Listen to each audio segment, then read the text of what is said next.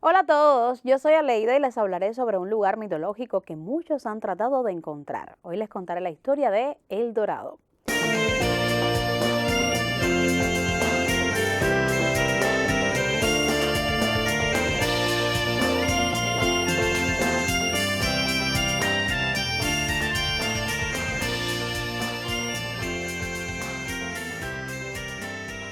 A la llegada de los conquistadores españoles a tierras continentales de América, entraron en contacto con civilizaciones que ya poseían nociones de una tierra famosa por sus riquezas, cuya verdadera ubicación pocos conocían. El Dorado es una ciudad de oro legendaria, supuestamente ubicada en el territorio del antiguo virreinato de Nueva Granada, en una zona donde existen abundantes minas de ese metal precioso. En el siglo XVI, en la actual Colombia, los exploradores españoles tuvieron noticias de una ceremonia realizada en el altiplano, donde un cacique se cubría el cuerpo con polvo de oro y realizaba ofrendas en una laguna sagrada. Este pueblo era el Muisca y el sitio donde se realizaba la ceremonia habría sido la laguna de Guatavita. La noticia de la riqueza muisca atrajo hasta la sabana de Bogotá expediciones originadas en diversas regiones de Centroamérica. La supuesta existencia de un reino dorado motivó numerosas expediciones y se mantuvo vigente hasta el siglo XIX. Sin embargo, ninguna exploración tuvo éxito en encontrar El Dorado.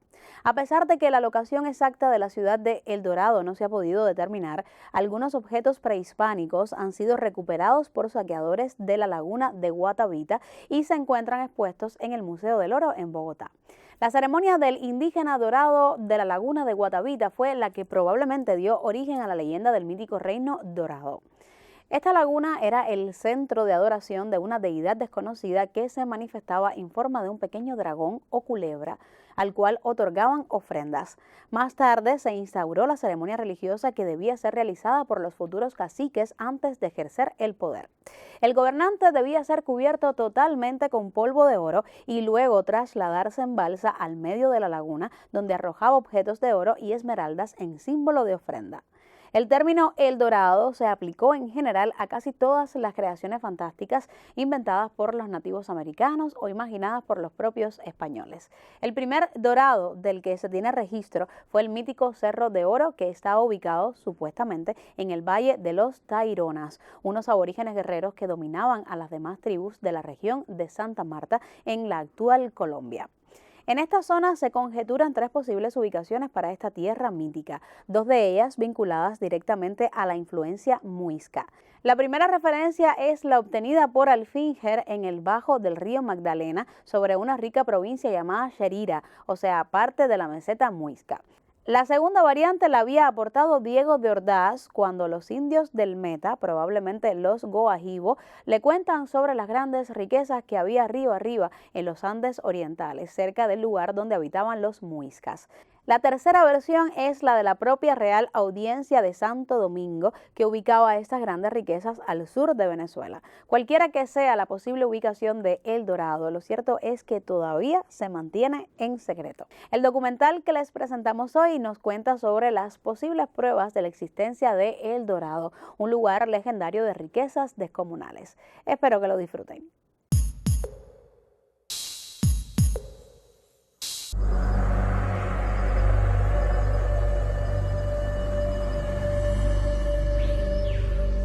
Sudamérica es el lugar perfecto para guardar secretos. Sus junglas, cadenas montañosas y ríos son obstáculos intimidantes para cualquier explorador. Es un continente que ha seducido a los aventureros durante siglos. Hay algo oculto. Ve y descúbrelo. Ve y busca detrás de las montañas. Hay algo oculto tras las montañas. Hay algo oculto que te espera. Ve. El poema de Kipling es especialmente adecuado porque esto es Colombia, la tierra de El Dorado. El hogar del legendario Reino de Oro que en el siglo XVI atrajo a los conquistadores en lo más profundo del corazón de Sudamérica.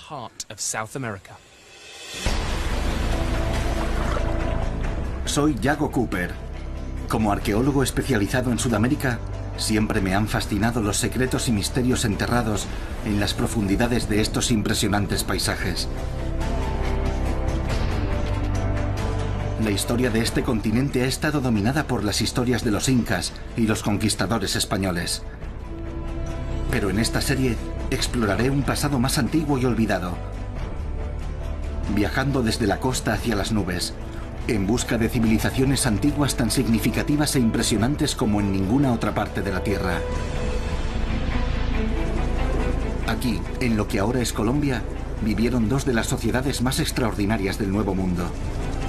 Los muiscas y los taironas compartieron lenguaje y creencias que sustentaron sus culturas durante 1000 años.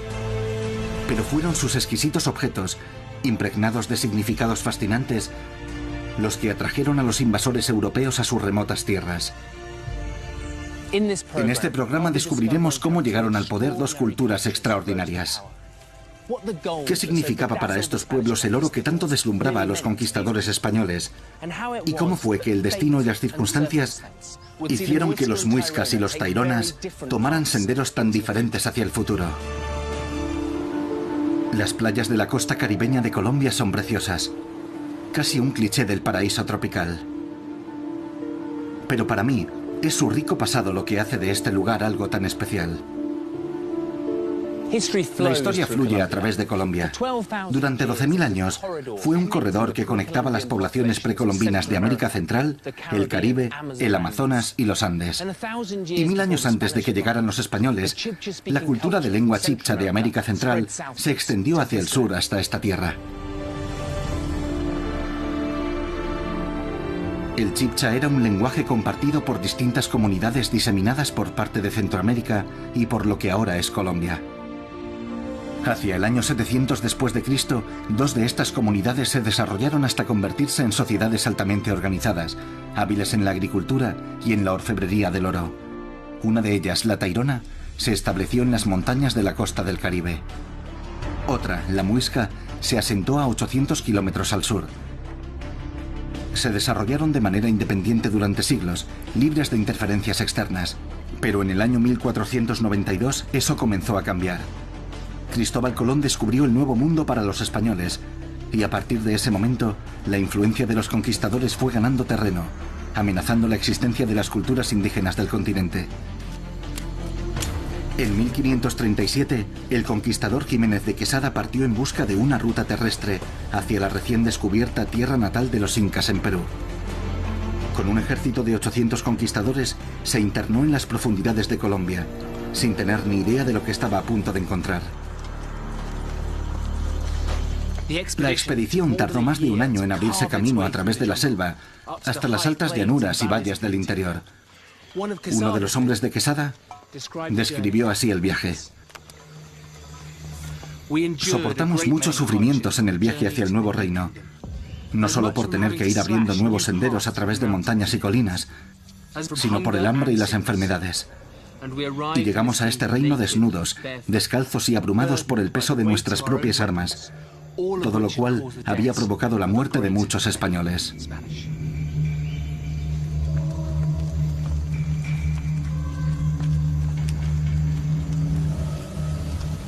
Tres cuartas partes de los españoles murieron en aquel viaje de pesadilla.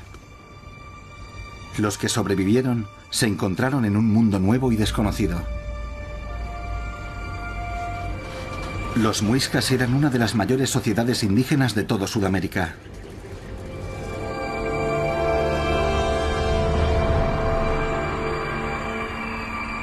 Desde las cimas de las montañas, su territorio se extendía más allá del horizonte, ocupando un área mayor que Suiza. Una tierra donde el oro parecía estar en todas partes, una sociedad como ninguna que los españoles hubieran visto jamás. Los muiscas no eran gobernados por un líder supremo, como en los imperios inca o azteca. En el mundo muisca, ninguna persona tenía control absoluto. Por otro lado, el territorio muisca estaba organizado en dos grandes federaciones, una en el norte y la otra aquí en el sur. Cuando los conquistadores llegaron, se estima que la población muisca sería de 500.000 de personas, la mayoría de las cuales vivía en pequeñas aldeas. Los españoles eligieron una de esas aldeas para erigir su primera ciudad, y esa ciudad ha crecido hasta llegar a ser la extensa capital de Colombia, Bogotá.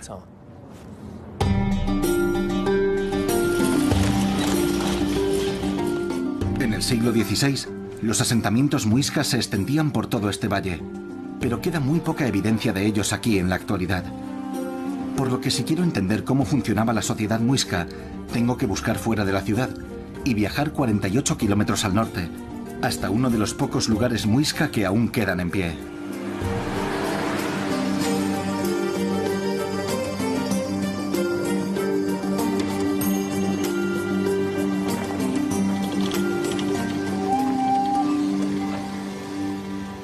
Uno de los grandes problemas al tratar de entender cómo funcionaba la sociedad muisca es el hecho de que haya muy pocos restos de sus estructuras arquitectónicas. Construían con madera, la cual se ha podrido. Así que ya no podemos encontrar las casas, los templos, los lugares de reunión, para poder estudiarlos y entenderlos mejor.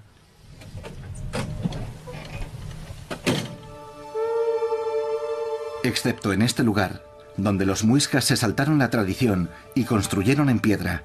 Los españoles lo llamaron el Infiernito, porque creyeron que los rituales practicados aquí eran obra del demonio. El arqueólogo Karl Langebaek ha realizado muchas excavaciones en los alrededores del Infiernito. Caminando por este yacimiento, se ve que es un lugar muy extraño. Desde luego es un lugar singular. En la cultura muisca no hay otro lugar como este. Hay indicios de que durante los últimos años, antes de la conquista, la élite muisca empezaba a identificarse con el sol. Y aquí quedan rastros de un observatorio astronómico, que es probable que tuviera algo que ver con la observación del sendero del sol. En el yacimiento llaman la atención estos gigantescos símbolos fálicos en el paisaje. ¿Cuál crees que es el origen y significado que hay tras ellos? Sobre esto se ha especulado mucho, pero yo creo que tienen algo que ver con la fertilidad, que por supuesto está relacionada con el sol, y también con las actividades de los jefes y especialistas religiosos. Las investigaciones de Karl indican que había una conexión profunda entre los muiscas y su medio ambiente. Y aunque no había ningún rey gobernando al pueblo muisca, parece que cada comunidad tenía sus líderes. Y la relación entre la gente del pueblo y sus jefes parece haber sido fascinante. Documentos españoles señalan claramente el hecho de que no tenían noción de la propiedad privada. ¿Había la idea de la propiedad comunal? Sí. Las tierras pertenecían a la comunidad. Creo que los jefes eran los guardianes de los objetos valiosos. Oro, piedras preciosas, alimentos, algodón, cosas así. Pero no creo que haya pruebas claras de ninguna propiedad en manos de los jefes. ¿Qué crees que nos dice esto de la vida diaria de los muiscas? El prestigio del jefe estaba muy relacionado con la habilidad de proveer buenos festines a la comunidad. Cuando llegaron los españoles, describieron una tradición entre los muiscas de pagar impuestos a los jefes. Pero cuando investigamos el significado del pago de impuestos, era proporcional a los alimentos que la familia y las mujeres del jefe elaboraban para proporcionar banquetes, festines para los miembros de la comunidad. Las excavaciones de Karl han revelado otro giro inesperado en la insólita relación entre el pueblo y sus líderes. En su laboratorio, me enseñó dos esqueletos desenterrados en el año 2006, en un yacimiento muisca al sur de Bogotá, que se remonta al año 1300 y llega hasta la aparición de los españoles en el 1500. Se encontraron unos 700 esqueletos, y el análisis genético de los restos ha ayudado a entender cómo funcionaba la sociedad muisca. Hemos centrado nuestro análisis en tratar de identificar las diferencias entre las llamadas personas ricas y las llamadas pobres. Personas con muchas cosas en su tumba, como conchas marinas, oro y cosas así, y personas sin ofrendas. ¿Y a qué conclusiones habéis llegado? Creo que una de las más importantes es que sí había diferencias sociales, por supuesto, pero no eran hereditarias. Hemos realizado estudios genéticos de miembros de la élite, miembros de la comunidad enterrados con objetos, y no hay parientes entre ellos, y eso es muy interesante. Si me estás diciendo que no era genético y no era heredado, ¿cómo crees que se llegaba al poder? Creo que cada una de las pruebas apunta al hecho de que el poder era negociado. La gente poderosa tenía que convencer a otras personas con buenos argumentos, no por su herencia o el uso de la fuerza.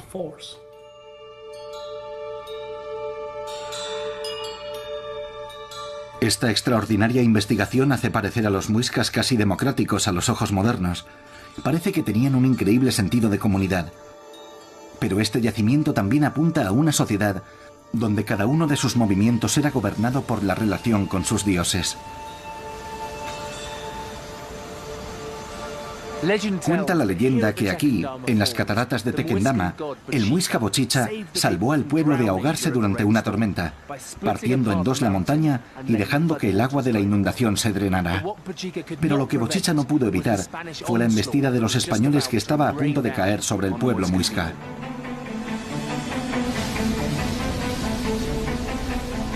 Lo que había captado la atención de Quesada y sus hombres era el oro muisca. Todos, plebeyos o jefes, en cada aldea o pueblo, parecían tener objetos fabricados con el precioso metal.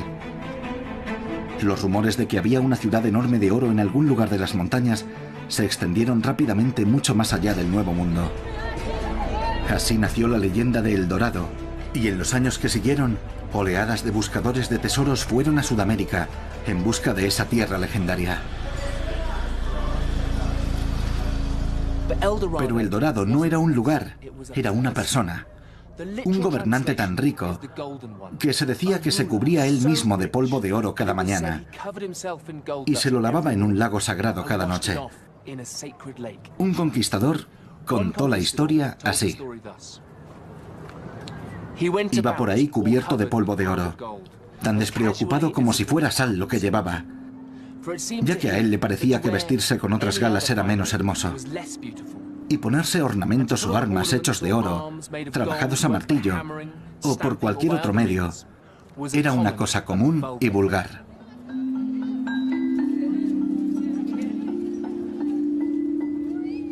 Si El Dorado era una persona, ¿existió?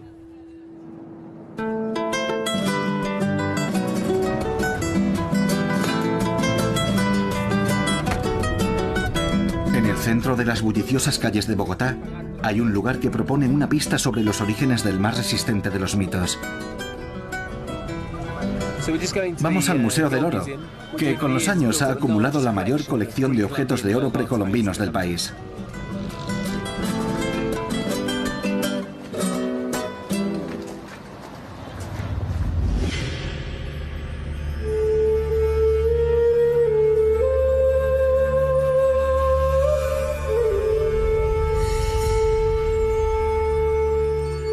El Museo del Oro de Bogotá está repleto de tesoros fantásticos, pero quizá el más increíble de todos es la magnífica balsa dorada de los muiscas.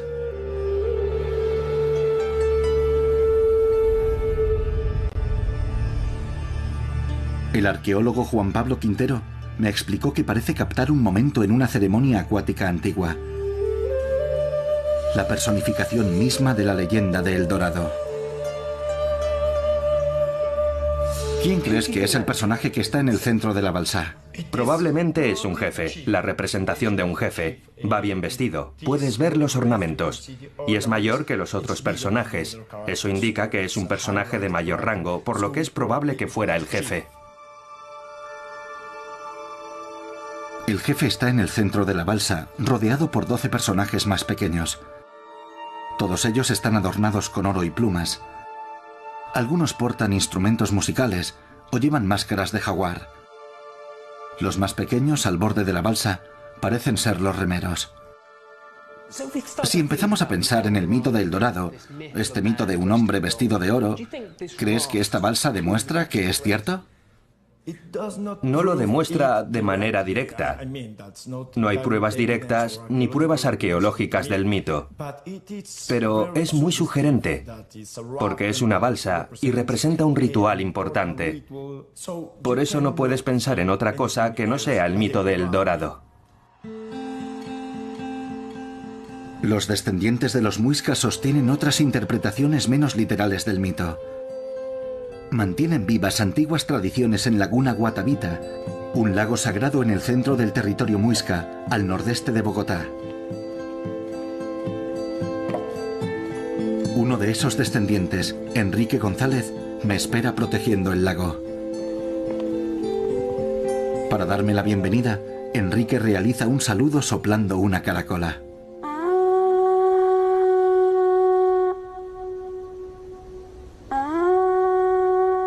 Caracolas como esta provienen de la costa a más de 800 kilómetros de distancia y eran muy valoradas por los antiguos muiscas.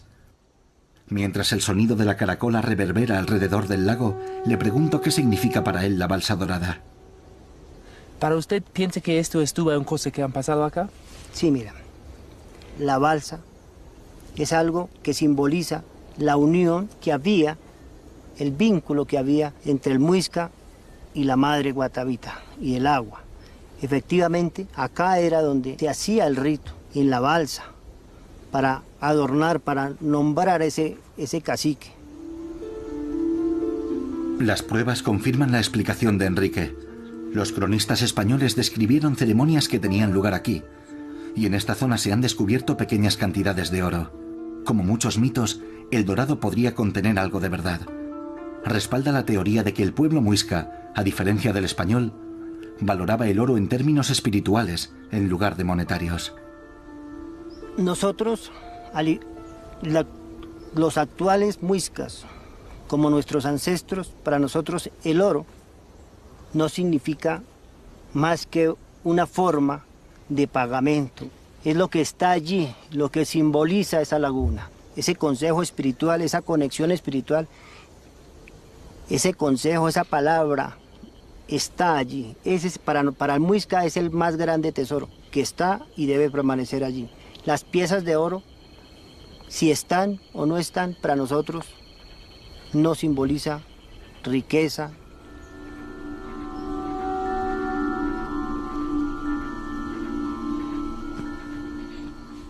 Ha sido estupendo hablar con Enrique. Te da un verdadero sentido de conexión entre las ceremonias que se realizaban aquí en el lago y los muiscas. En cierto modo, la manera en la que habla de los muiscas de la actualidad y la conexión que sienten con los antiguos muiscas proporciona una sensación de identidad que está completamente conectada con este lugar y que te hace sentir que es especial.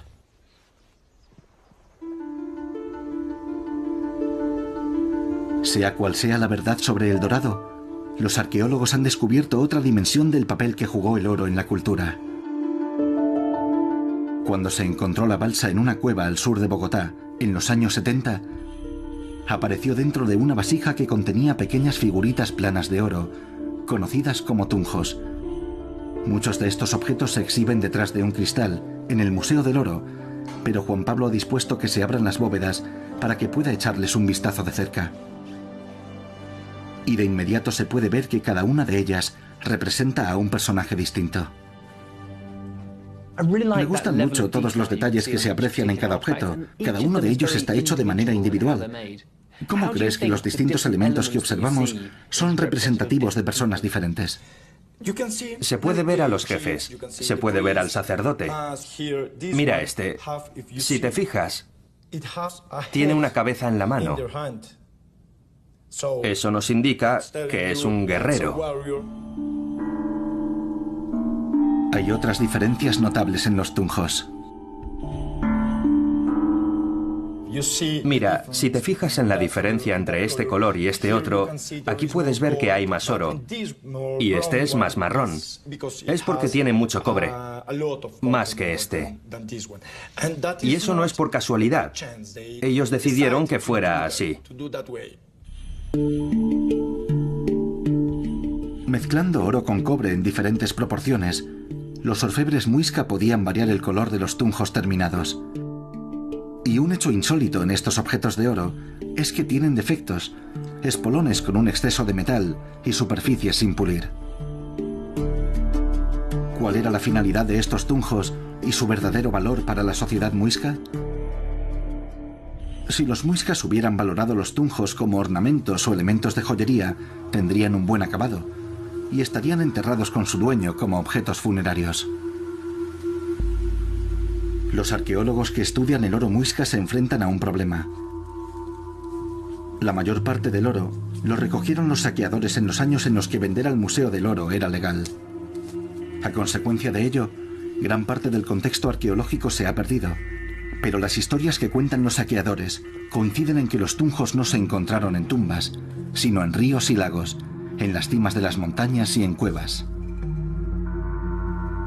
El territorio al norte de Bogotá está plagado de cuevas. Fue en lugares como estos donde se encontraron los tunjos. Me reúno con el arqueólogo Roberto Lleras Pérez, experto en orfebrería muisca y en creencias espirituales. En cuanto a los metales de la sociedad muisca, ¿para qué usaban ellos el oro? El oro era muy importante para los muiscas, sobre todo para las ofrendas votivas. Las lanzaban al interior de los lagos, las introducían en cuevas como esta, o las colocaban en campos, santuarios, templos, en los cimientos de las casas. Donde quiera que fuera importante colocar un objeto que restableciera el equilibrio del cosmos. Trate de explicarme la cosmología muisca. Intente imaginar el mundo compuesto por principios opuestos y complementarios. Así que lo primero que tenemos son el hombre y la mujer. Luego tenemos el día y la noche. Luego tenemos arriba y abajo. Si entendemos el mundo de esta manera, entendemos también que hay un equilibrio. El asunto es entender que esto está creado por los dioses. Aunque tú, como hombre, puedes intervenir en este equilibrio, y cuando hay alguna clase de alteraciones, digamos por ejemplo que durante 3 años seguidos no cae una gota de lluvia, ahí puedes intervenir tú. ¿Cómo lo haces? Con ofrendas votivas, porque es la manera de restablecer el principio que se ha perdido o ha disminuido en la tierra, y entonces vuelven otra vez el equilibrio y las condiciones favorables para la vida. Así que parece que el propósito real de los tunjos era ser un deslumbrante regalo para los dioses, que reparase el equilibrio de la naturaleza. ¿Cree que todo ello hace que la orfebrería muisca sea única en Sudamérica? Ninguna otra sociedad, hasta donde yo sé, ha dedicado más del 50% de su producción a ofrendas votivas. Creo que es bastante singular. Es increíble que la vida de algunos de estos objetos de metal muisca durasen solo unos días, ya que fueron creados con un propósito muy concreto, para ir directos a la Tierra. Podría parecer una pérdida de tiempo, pero si pensamos en lo importante que era para esta sociedad, mucho más importante que hacer que una mujer hermosa los luciera como joyas, entendemos por qué tenían que esforzarse tanto en la producción de estos objetos.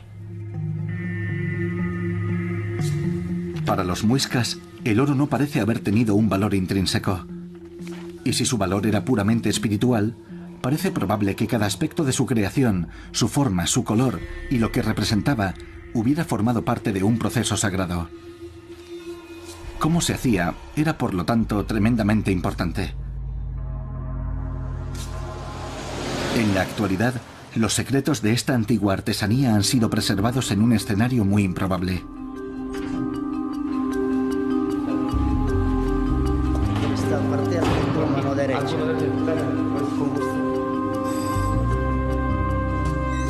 Hola, mucho gusto. El orfebre Omar Hurtado no es que se lleve a casa el trabajo, sino que vive con él. En su apartamento del centro de Bogotá ha llegado a dominar el arte de la orfebrería muisca. Parece que la auténtica habilidad no es la manipulación del oro, sino saber dar forma a la cera de abeja. Un proceso conocido como la técnica de la cera perdida. Omar comienza a moldear la cera en forma de figurita plana. Los tunjos muisca eran representaciones en 2 dimensiones de la forma humana. Le pregunté a Omar por qué los muiscas hacían tunjos planos. ¿Era más fácil que hacerlos en 3 dimensiones? Ellos creo que manejaban esa dimensión más fácil en cuanto a técnica, pero yo creo que ellos igual, las piezas del museo que uno cree que son planas son mucho más fáciles. Y realmente las piezas planas tienen una connotación mayor y es que se pueden presentar mayor tipo de malformaciones en la fundición. Sí. O sea, realmente la pieza plana es una pieza muy compleja. La muisca que han tenido diferentes... Los tunjos planos se hacían más complejos, añadiéndoles los detalles de la cara, los brazos, las piernas y los ornamentos corporales con hilos de cera como alambres. Omar me contó algo muy interesante. Estas ceras de colores son industriales y tienen diferentes propiedades y diferentes tipos de maleabilidad. Para hacer una de estas piezas se necesitan diversos tipos de cera. Y los muiscas usaban varias clases de abejas para producir distintos tipos de cera. Omar utiliza esta, que es industrial, porque no tiene tiempo para ir a recoger cera por toda Colombia. Pero es un hecho muy interesante que los muiscas criaran diferentes tipos de abejas específicamente para este proceso. Una vez que la figurita de cera está terminada, Omar la dobla y añade una red de pequeños tubos. El tunjo queda así envuelto en arcilla y se coloca en un horno para evaporar la cera, dejando un molde en el que se puede verter el metal fundido. La red de tubos asegura que el metal llegue hasta cada intrincado detalle de la figura. Perfecto. Ponemos.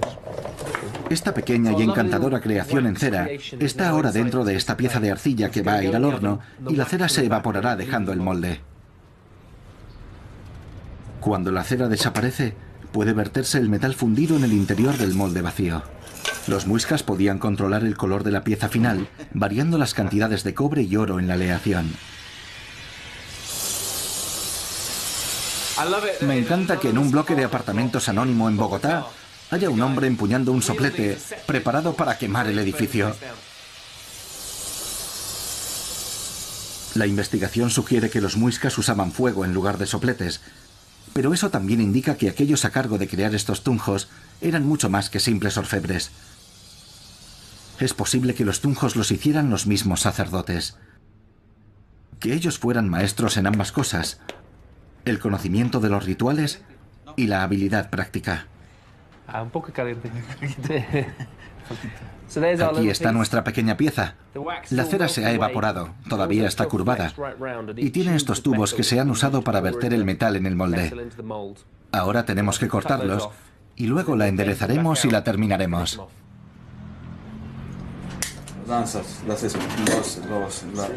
Al ver este proceso de cerca, comprendes por qué estas piezas tienen los bordes rugosos y pequeños trozos de metal a los lados.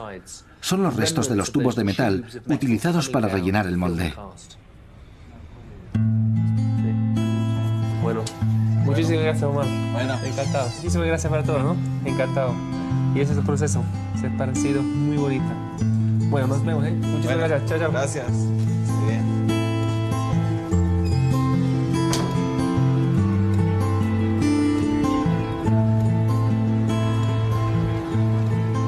La maleabilidad del oro lo convierte en el material ideal para crear una amplia variedad de pequeños pero intrincados objetos.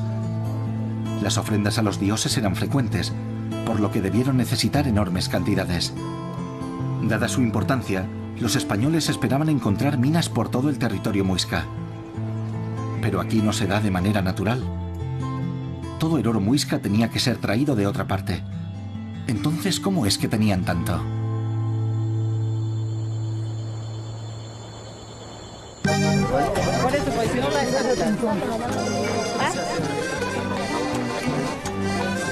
¿Qué es adentro? ¿Qué es la fruta? ¿Hay una fruta adentro? En el mercado de Villa de Leyva, la gente de la zona circundante viene a comprar alimentos y otros productos. Hace 500 años, la escena habría sido muy similar, con la diferencia de que los muiscas no usaban dinero. Las crónicas españolas describen un floreciente sistema de trueque.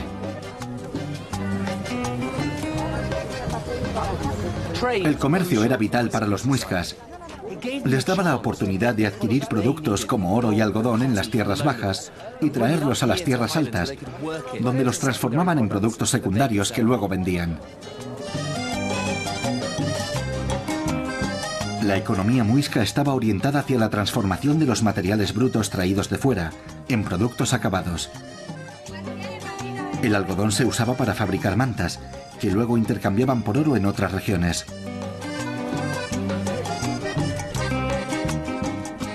Pero había un producto que los muiscas tenían en abundancia. Un mineral precioso tan valioso que podía ser intercambiado directamente por oro.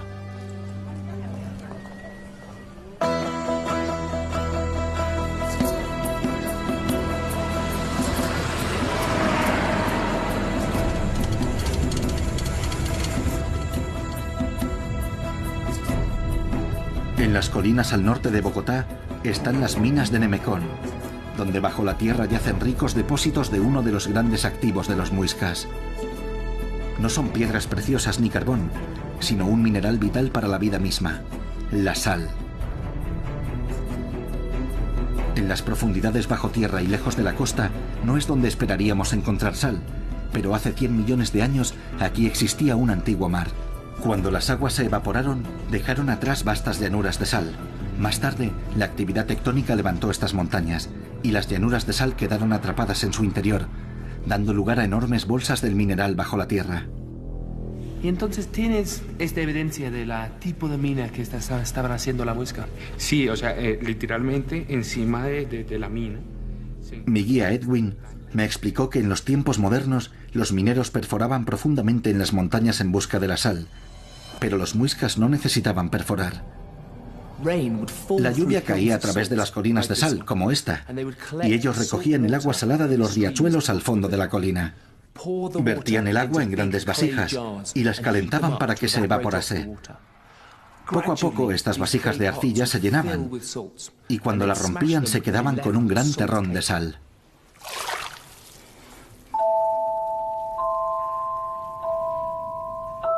La producción de sal se convirtió en una industria importante para los muiscas, proporcionándoles el poder económico para amasar el oro que necesitaban. Pero la gran fortaleza de los muiscas también los expuso al peligro. Fueron los terrones de sal intercambiándose arriba y abajo del río Magdalena y el tipo de producción, una producción industrial, lo que atrajo a los conquistadores al interior del territorio muisca.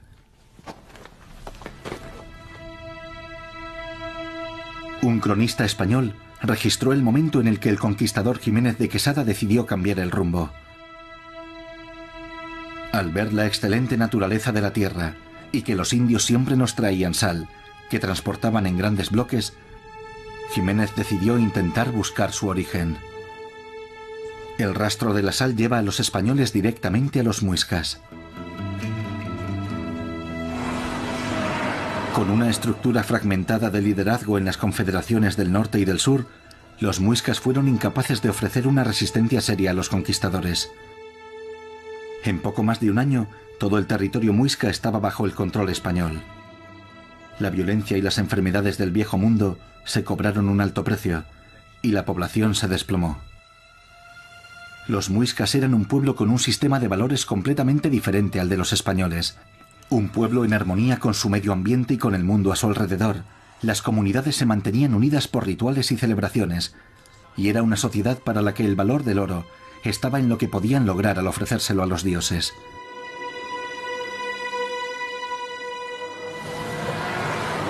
Pero la ocupación de los muiscas por parte de los invasores fue tan completa que los ecos contemporáneos de su pasado son difíciles de encontrar, a no ser que sepas dónde buscar.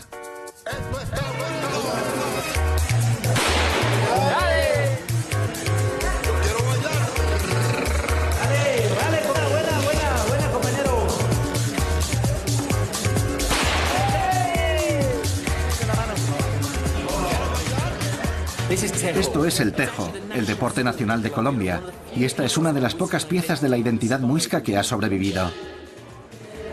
La idea es introducir este trozo de hierro en este anillo circular. Pero incluso este deporte está dominado por la influencia española.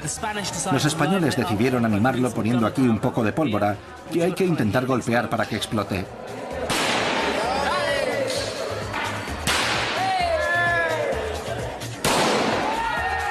En la actualidad, en un país con alrededor de 85 grupos étnicos diferentes, la sangre y la cultura muisca sobreviven solo como débiles ecos.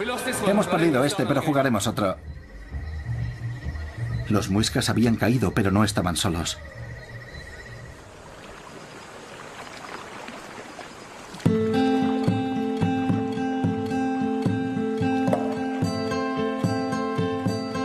Más hacia el norte, a lo largo del río Magdalena, vivía otra cultura conectada, los taironas. Su futuro sería muy diferente. Voy de camino hacia las montañas de Sierra Nevada de Santa Marta, a lo largo de la costa del Caribe, para descubrir cómo y por qué.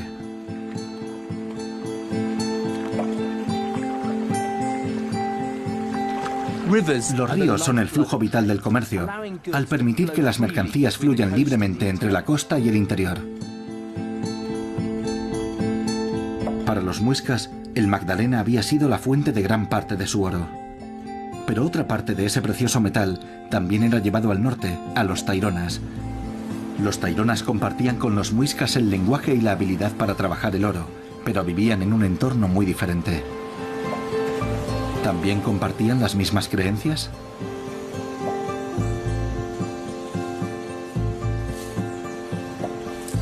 Esta es la tierra de los taironas. Desde aquí, en la costa del Caribe, el Sierra Nevada de Santa Marta se alza a 5.700 metros, la cordillera litoral más alta del mundo. En esas montañas están diseminadas las ciudades perdidas de los taironas. La arqueología en este tipo de terreno, donde todo está cubierto por una densa vegetación, es enormemente difícil. Los nuevos descubrimientos son raros, pero en los años 70, en el mercado negro empezaron a aparecer gran cantidad de oro y otros artefactos taironas. Todo indicaba que los saqueadores estaban trabajando en un nuevo yacimiento tairona. Cuando los arqueólogos llegaron a lo alto de las montañas, se quedaron asombrados. Era el mayor y más impresionante yacimiento tairona descubierto jamás. Se le dio el nombre de Ciudad Perdida, The Lost City.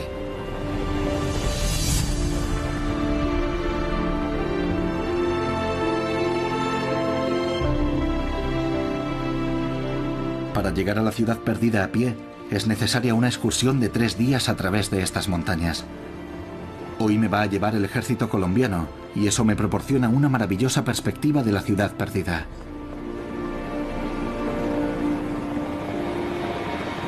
Desde el aire puedo apreciar de verdad el tamaño y el aislamiento de este yacimiento.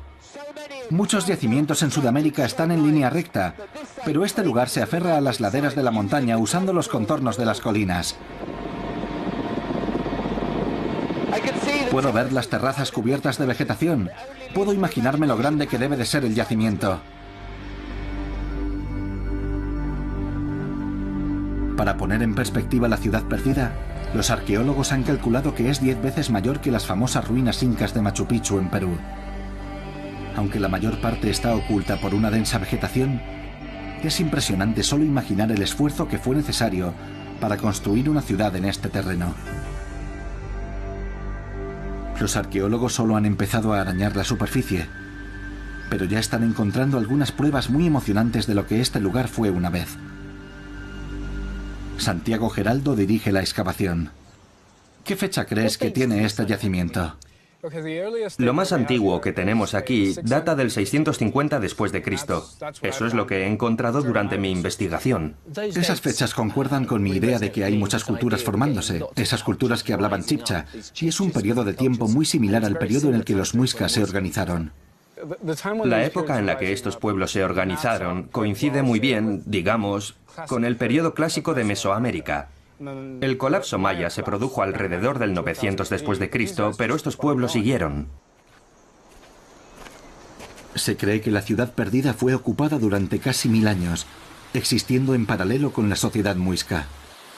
Pero mientras que hay muy pocos restos de la arquitectura muisca, aquí las estructuras taironas han perdurado extraordinariamente bien, dejando pruebas muy claras de cómo fueron construidas. Aquí tenemos un clásico muro tairona. Está en muy buen estado. Se ve un bonito borde de piedra. Tiene muy buen aspecto. Y este muro sigue durante kilómetros. Viendo la inclinación de la montaña, ¿cómo crees que los taironas se las arreglaron con la arquitectura? En realidad, lo que era muy valioso para estas sociedades eran las zonas llanas. Y lo que hacían con todas las terrazas era crear un espacio llano para vivir. Una de las principales dificultades es que este pueblo no usaba cemento. Así que lo que hicieron fue una combinación de mampostería y tierra apisonada. Y eso es lo que las hace increíblemente estables. Además, superponían una terraza sobre otra, por lo que creaban plataformas tipo escalones. Eso crea mucha estabilidad en una zona como esta, porque tenemos más de 4.000 milímetros de lluvia anuales, lo que significa que una terraza puede ser arrasada si no es muy estable.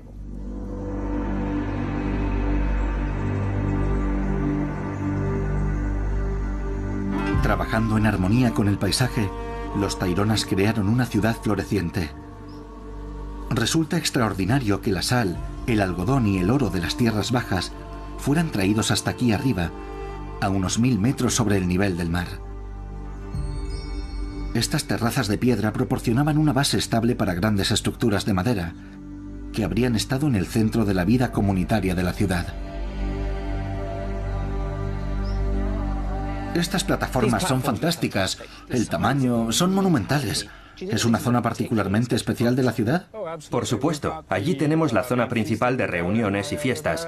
Y en la excavación que hice en el año 2006, descubrimos que la mayor parte de la basura que depositaban eran copas, jarras y grandes bandejas, lo que desde luego apunta a fiestas y banquetes en su mayor parte. Luego tenemos estructuras adyacentes que es probable que sirvieran como cocinas. ¿Cuál crees que era el papel de las fiestas? ¿Una exhibición del estatus? Como en la mayoría de las sociedades, las políticas de la comensalía son enormemente importantes, sobre todo para crear aliados. Hay fiestas de trabajo que se hacen cuando llega un nuevo socio en los negocios, al que, por supuesto, quieres impresionar. Los banquetes rituales fortalecían las relaciones sociales dentro de la comunidad de habla chibcha y más allá. Aquí encontramos evidencias de que durante el siglo XVI los jefes intercambiaban objetos de oro por vino con piratas franceses e ingleses. Así que desde luego los festines tuvieron un papel muy importante en estas sociedades.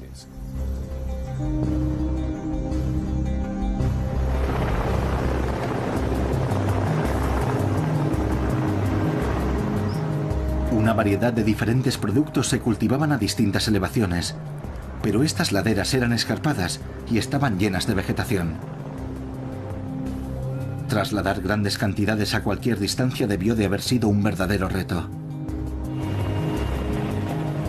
Para ver cómo lo hacían, me dirijo de vuelta hacia la costa.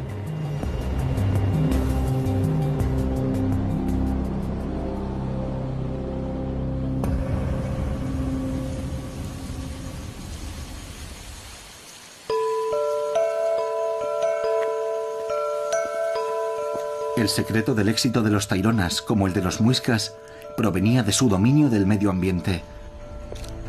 Rutas de cientos de años de antigüedad conectaban todos los asentamientos taironas. Esta red de caminos de cientos de kilómetros de longitud permitía a la gente transportar mercancías entre la costa y las montañas.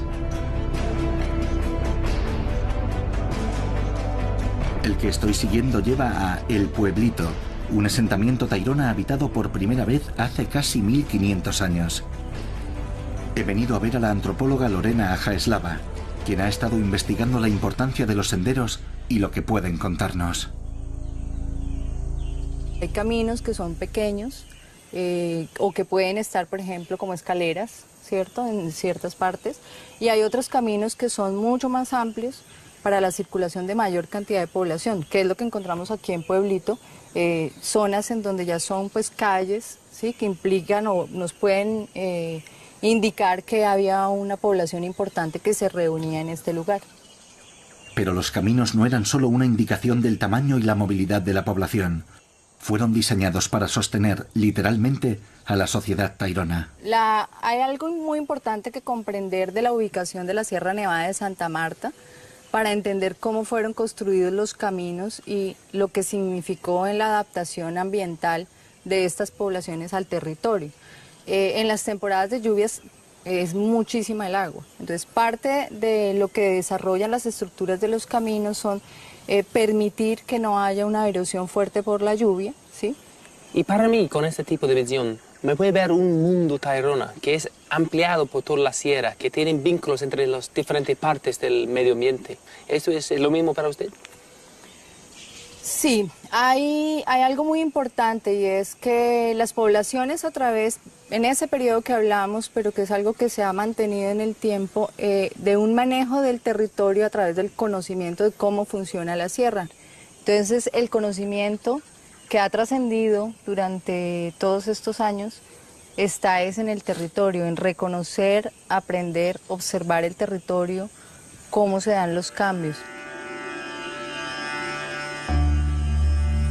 Igual que los muiscas, Los taironas estaban en perfecta armonía con su entorno.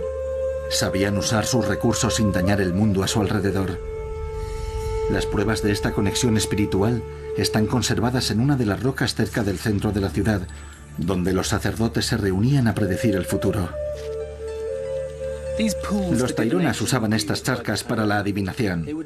Echaban una cuenta al agua y observaban cómo subían las burbujas.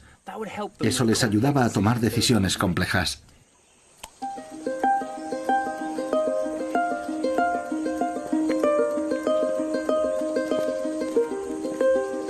Los arqueólogos creen que muchas de esas decisiones estarían conectadas con su adoración del mundo natural. Igual que hay pruebas de la adoración al sol entre los muiscas, también los taironas lo veneraban. Todos los objetos que captaban o reflejaban la luz del sol eran valiosos: el agua reluciente, las piedras brillantes, las montañas coronadas de nieve y los resplandecientes colores del bosque. Un material en particular no solo reflejaba la luz del sol, también era del mismo color: el oro. Igual que los muiscas, cuyo oro dio nacimiento a la leyenda de El Dorado, los taironas tenían en gran estima el metal precioso. Bajo las directrices de la arqueóloga Juanita Sáenz Samper, los conservadores están limpiando los artefactos taironas. Lo que impresiona al ver estos objetos es que fueron pulidos y bruñidos, a diferencia de los artefactos de bordes rugosos hechos por los muiscas. Observando estas piezas, ¿cuáles son las similitudes y las diferencias entre la orfebrería muisca y la tairona? Hay muchas diferencias, porque el pueblo muisca no pulía sus piezas y el pueblo tairona hacía un gran trabajo puliendo y terminando cada uno de los detalles, porque lo usaban para otra cosa. Los tunjos muisca no se usaban para llevarlos puestos, y este tipo de objetos los usaban para ponérselos y decir: soy el jefe. Los orfebres muiscas hacían ofrendas a los dioses.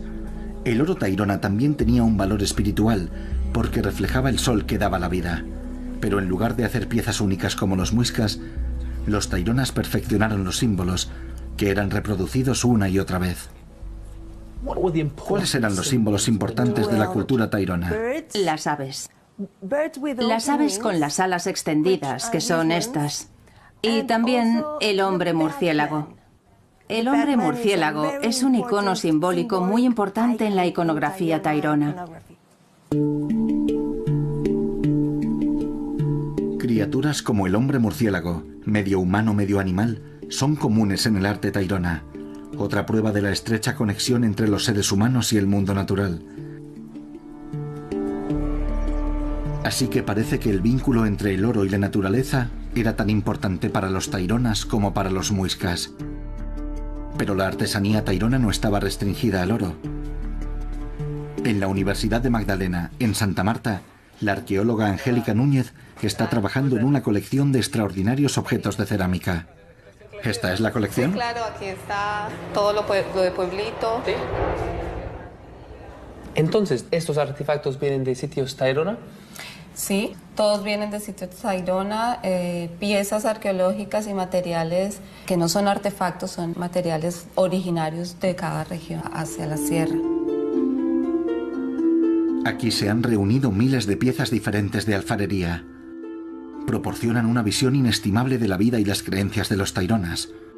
Y algunos de los símbolos que vi en los objetos de oro también están aquí. Y en esta pieza aquí tenemos una cosa muy interesante.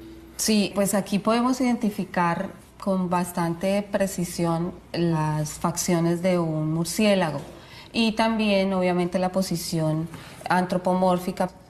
Sus patas, sus extremidades son también de otro animal.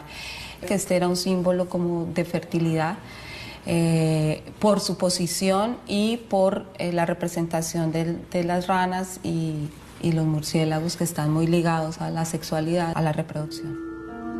Como siempre, la conexión con el mundo natural es muy evidente, pero hay una pieza de alfarería en particular que captó mi atención. Y mirando estas piezas, me puede ver a este aquí, me gusta mucho, que parece que tienen algo en la mejilla. Sí, podemos hacer la asociación certeramente y la bola siempre va a ser un indicador de mambeo. Este vínculo entre el uso de coca y la gente tairona y la gente indígena es cosa muy interesante, ¿no? Y a mirar dentro de la cerámica es cosa muy buena. Sí, y es todo un imaginario, toda una cosmogonía que se representa en la cerámica, pero también está muy ligada al trance que se adquiere con el mambeo de la coca.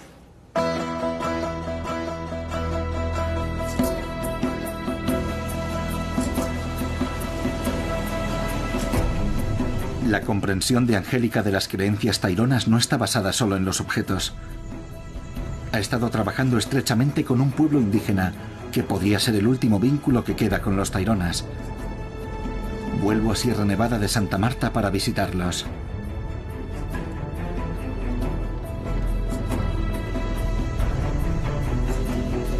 Los Kogi, una comunidad indígena de unas 12.000 personas, viven en pequeñas aldeas de montaña, no lejos de los yacimientos tairona de Pueblito y Ciudad Perdida.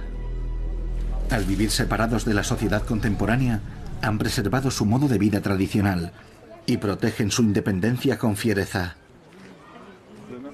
Es un enorme privilegio que me hayan invitado a pasar el día en su aldea. La mayoría de los Kogi todavía hablan una lengua derivada del chibcha, la lengua de los taironas y los muiscas. Mi guía Jacinto es una de las pocas personas que también habla español. Le pregunto si siente que su pueblo estaba conectado con los taironas. Entre el Kogi, la tairona y la Sierra Nevada. Claro, sí, para miles de años. Y todavía, como siempre le he dicho, que todavía seguimos manteniendo vivo nuestra cultura, todavía aún hemos resistido de miles de años. Y aquí estamos todavía en la actualidad y como nos ven aquí, como ven a los miembros de la comunidad, ya los mamos, todavía siguen haciendo sus casas desde el principio, como era la forma de la construcción de la casa. Jacinto me invitó a ayudar en la construcción de una casa nueva para los mamas, los líderes espirituales de los Kogi. Aquí hay una profunda conexión cultural con el entorno, que parece reflejar la filosofía de los taironas. Puedo imaginarme fácilmente estas casas en las redondas terrazas de piedra en el pueblito o ciudad perdida.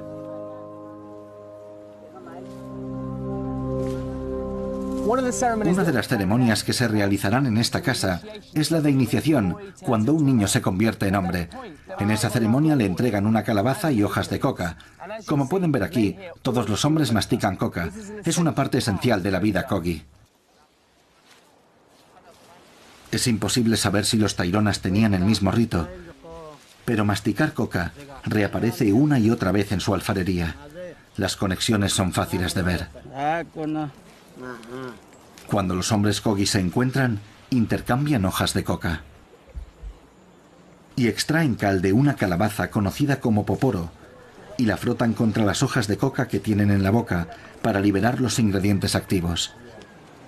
La cocaína proviene de la planta de coca, pero las hojas crudas no tienen un efecto narcótico tan potente. Cuando los Kogi las mastican, funcionan como un estimulante suave que les ayuda a comunicarse con sus ancestros. Estas tradiciones, transmitidas de generación en generación, continúan la profunda conexión espiritual de los Kogi con su medio ambiente. Todo lo que se utiliza para construir estas casas tiene que provenir de una semilla, porque se ven a sí mismos como semillas de la sierra, y los seres humanos tienen que ser nutridos y cuidados como las plantas. Por eso en estas casas se aprecia una conexión entre la forma en la que están construidas y la idea Kogi de que las personas y el medio ambiente son uno.